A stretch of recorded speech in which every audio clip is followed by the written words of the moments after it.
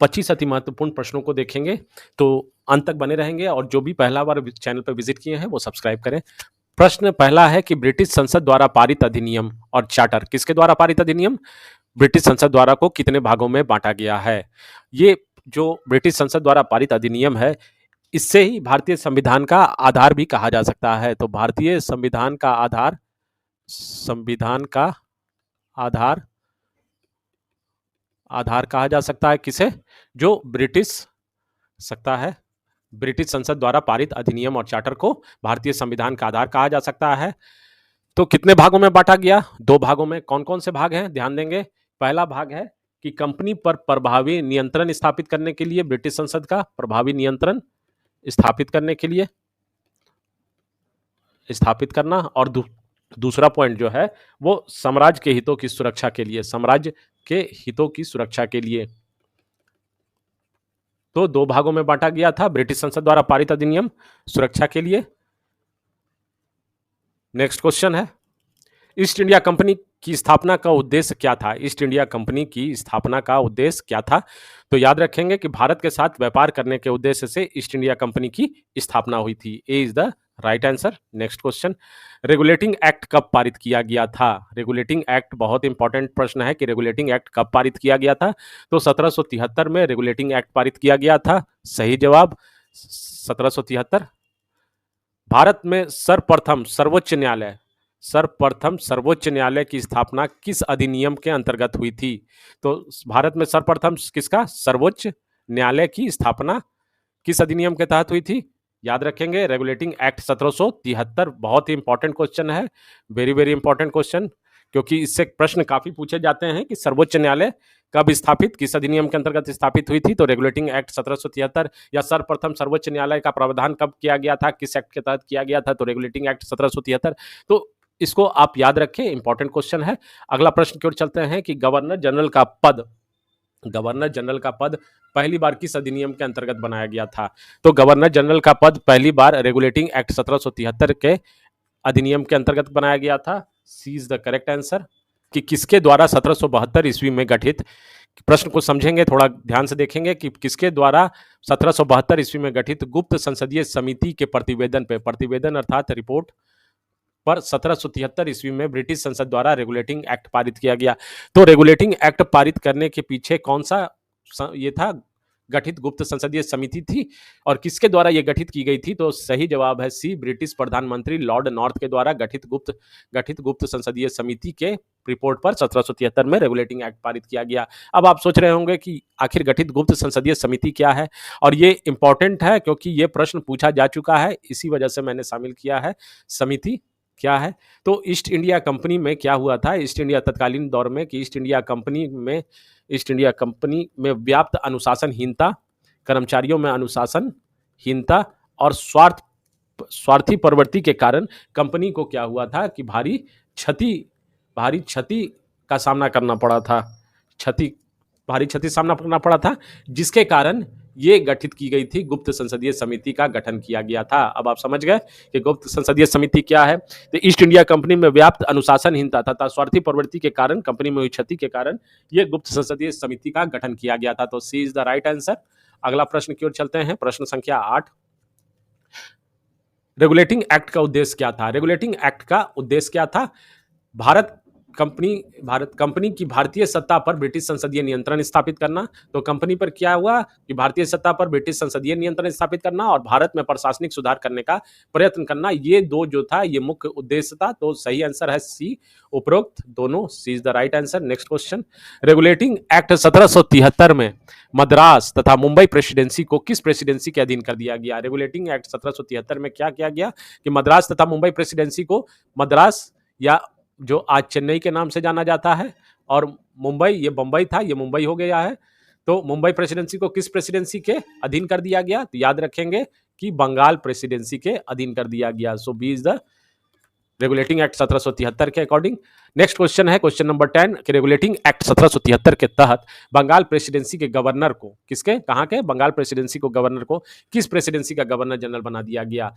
तो तीनों प्रेसिडेंसी, मद्रास, बंबई, बंगाल, ये तीनों प्रेसिडेंसी का गवर्नर जनरल, बंगाल के गवर्नर, प्रेसिडेंसी के गवर्नर को तीनों प्रेसिडेंसी का गवर्नर जनरल बना दिया गया। So D is the right answer. सारी जो सारे प्रश्न है वो रेगुलेटिंग एक्ट के तहत पूछी जा रही है, तो बहुत ही इंपॉर्टेंट है, ध्यान देंगे। पसंद पड़ रहा हो तो सब्सक्राइब जरूर करेंगे। किस अधिनियम के तहत बंगाल के गवर्नर को समस्त अंग्रेजी क्षेत्रों का गवर्नर जनरल का कहा जाने लगा? तो याद रखेंगे रेगुलेटिंग एक्ट 1773, अभी मैंने बात किया है regulating act 1773, so C is the right answer. Next question, regulating act 1773 के तहत किस स्थान पर उच्चतम न्यायालय की स्थापना का प्रावधान किया गया? देखिए ध्यान देंगे, अगर प्रावधान पूछता है तो 1773 के तहत किस स्थान पर, तो कलकत्ता में उच्चतम न्यायालय की स्थापना का 1773 में प्रावधान किया गया था। परंतु अगर पूछा जाएगा कि कब उच्चतम न्यायालय की स्थापना या स्थापित कब की गई थी, स्थापना कब हुई थी, तो आपका आंसर होगा 1774। याद रखेंगे 1774। So again C is the right answer. Next question, अगला प्रश्न की ओर चलते हैं। कलकत्ता में स्थापित उच्चतम न्यायालय को किस प्रकार के मामलों में व्यापक अधिकार दिया गया? जो स्थापित हुआ उच्चतम न्यायालय को किस प्रकार के मामलों में व्यापक? दीवानी, फौजदारी, जल सेना या नौसेना भी बोल सकते हैं, और धार्मिक मामले, ये उपरोक्त सभी में डी मामलों में उच्चतम न्यायालय को व्यापक अधिकार दिया गया। So D is the right answer. Next question, Bengal के शासन के लिए बनाई गई 4 सदस्यीय परिषद, जो गवर्नर जनरल के 4 सदस्यीय परिषद थे, में किस अंग्रेज अधिकारी कौन सदस्य के रूप में नियुक्त किए गए? तो इसमें जो 4 सदस्यीय थे, 4 सदस्यीय परिषद जो इसको कहा जाए सदस्यीय परिषद गवर्नर जनरल के, तो उसमें कौन कौन सदस्य मनोनीत किए गए थे? क्लेवरिंग, मॉनसन, बर्बेल एवं फिलिप फ्रांसिस। तो उपरोक्त सभी याद रखेंगे, D is the correct answer. याद रखना पड़ेगा क्योंकि अब प्रश्न थोड़ा सा डिटेल में पूछा जाता है प्रतियोगिता परीक्षा में, तो इस वजह से ध्यान देंगे, नोट्स बनाते चलेंगे। नेक्स्ट क्वेश्चन है कि रेगुलेटिंग एक्ट 1773 के तहत किसको युद्ध तथा संधि एवं राजस्व संबंधी अधिकार प्रदान किए गए? तो गवर्नर जनरल को ये युद्ध तथा संधि एवं राजस्व संबंधी अधिकार प्रदान किए गए। B is the right answer. किसकी पूर्व स्वीकृति से गवर्नर जनरल की परिषद द्वारा नियम, अध्यादेश, विनियम का निर्माण किया जा सकता था? उच्चतम न्यायालय के पूर्व स्वीकृति से ही गवर्नर जनरल की 4 सदस्यीय परिषद जो थे वो नियम, अध्यादेश तथा विनिमय का निर्माण करते थे। नेक्स्ट क्वेश्चन नंबर 17 कि कोलकाता उच्च न्यायालय के निर्णय के विरोध में किस संस्था में अपील की जा सकती थी? अगर कलकत्ता उच्च न्यायालय के निर्णय के विरोध में आप कहां उस समय तत्कालीन दौर में कहां इससे अपील की जा सकती थी? तो याद रखेंगे कि इंग्लैंड के प्रीवी काउंसिल में। किस संस्था में? इंग्लैंड के प्रीवी काउंसिल में, याद रखिएगा। नेक्स्ट क्वेश्चन, कोलकाता उच्चतम न्यायालय के प्रथम मुख्य न्यायाधीश कौन बने? तो सही आंसर है sir Elijah Impey is the correct answer. Next question, Kolkata उच्चतम न्यायालय के अन्य न्यायाधीश कहने का अर्थ है कि 3 अन्य न्यायाधीश बने थे, जिसे अपर न्यायाधीश भी कहा जा सकता है। कितने? 3 अन्य न्यायाधीश, मुख्य न्यायाधीश के साथ एक मुख्य न्यायाधीश और 3 अन्य न्यायाधीशों का न्यायाधीश नियुक्त किए गए थे, एक मुख्य और 3 अपर न्यायाधीश अगर आप बोल सकते हैं। तो याद रखिए कौन कौन थे उसमें? अपर चेम्बर्स, हाइड और लेमेस्टर। तो सही आंसर है उपरोक्त सभी, D is the correct answer. Next question, ये कोलकाता लिखाता है परंतु कलकत्ता उच्चतम न्यायालय ही दिया जा सकता है। किस अधिनियम में भारत में कंपनी के शासन के लिए पहली बार एक लिखित संविधान प्रस्तुत किया गया? तो रेगुलेटिंग एक्ट 1773 में सर्वप्रथम कंपनी के शासन के लिए पहली बार एक लिखित संविधान प्रस्तुत किया गया। सो ए इज द राइट आंसर। तो संविधान के विकास की या संविधान लिखित जो शुरुआत हुई है, ये आप 1773 का रेगुलेटिंग एक्ट ही कह सकते हैं कि लिखित संविधान की शुरुआत हुई थी। नेक्स्ट क्वेश्चन, कंपनी के संचालन मंडलों की संख्या कितनी थी? 24। कितनी थी? 24 is the correct answer. Company के संचालन मंडलों का कार्यकाल कितने वर्षों तक था? कंपनी के संचालन मंडलों का कार्यकाल 4 वर्षों तक था। A is the correct answer. Next question, regulating act 1773 कितने वर्षों तक अमल में रहा? ये 11 वर्षों तक अमल में रहा, परंतु रेगुलेटिंग एक्ट में कुछ विसंगतियां या कुछ विसंगति या त्रुटि को अन्य एक्ट कहता है, जैसे एक्ट ऑफ सेटलमेंट के तहत सिर्फ दूर की गई, परंतु ये रेगुलेटिंग एक्ट 11 वर्षों तक अमल में रहा। और उसके बाद पिट्स इंडिया एक्ट आया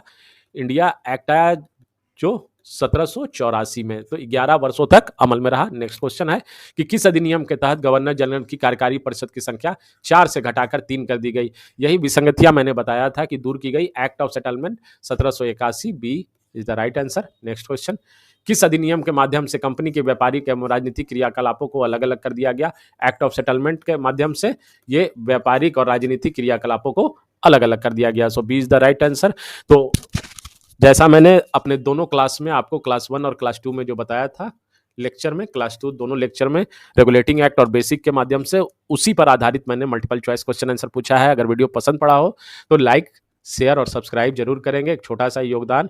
और नेक्स्ट वीडियो जो हमारा बनेगा, याद रखेंगे, next video Pitt's India act और अन्य 6 एक्ट जो बचे हुए हैं कंपनी पर भारतीय ब्रिटिश संसद का नियंत्रण में, उसको पढ़ने के लिए बने रहिए जीएस अध्ययन चैनल।